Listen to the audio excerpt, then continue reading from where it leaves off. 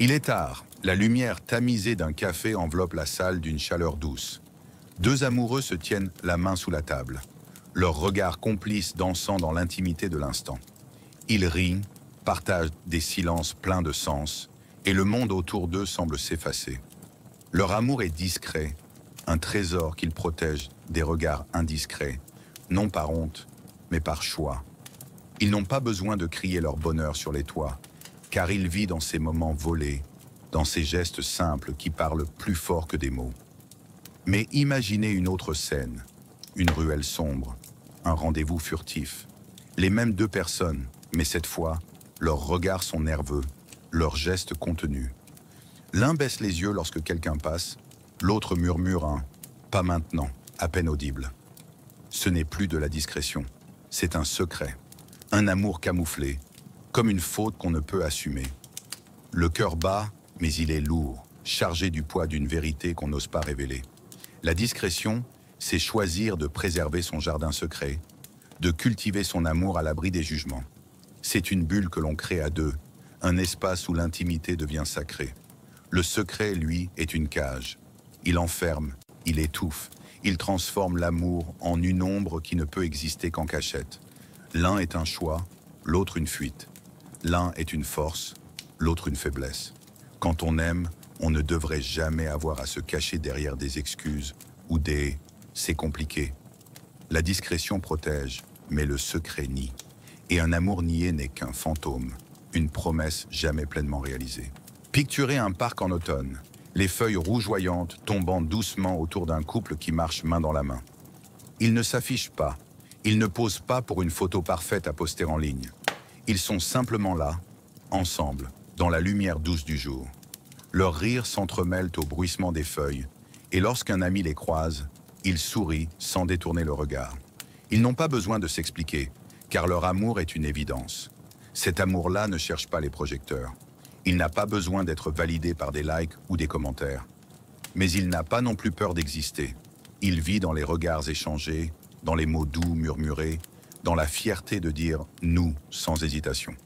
C'est un amour qui respire, qui s'assume sans ostentation, mais avec une clarté qui ne laisse place à aucun doute. Comparez cela à une relation où l'un des deux est relégué à l'arrière-plan.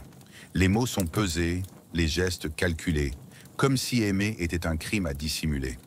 Chaque sortie devient une stratégie, chaque moment partagé, une mission secrète. Ce n'est pas vivre, c'est survivre. Un amour qui ne peut s'exprimer qu'en coulisses n'est pas un amour libre.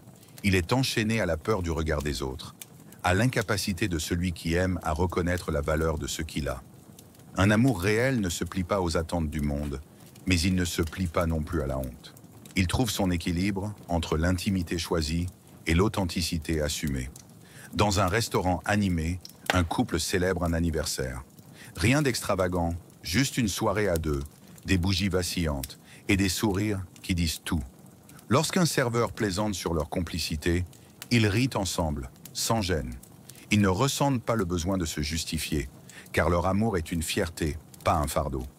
Ils ne le crieront pas au monde, mais ils ne le cacheront pas non plus.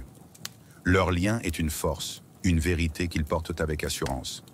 Et si ce même couple devait vivre dans l'ombre, si chaque dîner était un calcul, chaque sourire un risque, l'amour, aussi fort soit-il, commencerait à s'effriter sous le poids de la dissimulation. Car aimer, c'est vouloir que l'autre soit vu, reconnu, célébré. Pas comme un trophée, mais comme une partie essentielle de soi. Quand quelqu'un vous aime vraiment, il ne vous relègue pas au rang de secret honteux. Il vous place à ses côtés, non pas pour parader, mais pour dire au monde « Voici la personne qui compte pour moi ». Ce n'est pas une question de publicité, mais de respect. C'est la différence entre être une priorité et être une option. Imaginez une maison calme, un soir d'hiver. Le feu crépite dans la cheminée et deux âmes se blottissent sous une couverture. Ils parlent de tout et de rien, rient de leurs imperfections, planifient un avenir qui n'appartient qu'à eux. Leur amour n'a pas besoin d'être exposé, car il est complet dans cet instant. Ils vivent en privé, non pas parce qu'ils se cachent, mais parce qu'ils ont choisi la paix. Leur monde est à eux, et c'est assez. Vivre caché, c'est autre chose. C'est aimer avec la peur au ventre, avec l'impression constante de ne pas être assez. C'est attendre une reconnaissance qui ne vient jamais, espérer un « nous » qui reste coincé dans des silences. C'est aimer seul, même à deux. Vivre en privé, c'est choisir la sérénité. C'est construire un amour qui n'a pas besoin de l'approbation des autres pour exister. C'est aimer à deux, pleinement, sans crainte, sans honte, dans la douceur d'une vérité partagée, volonté inépuisable. À la prochaine.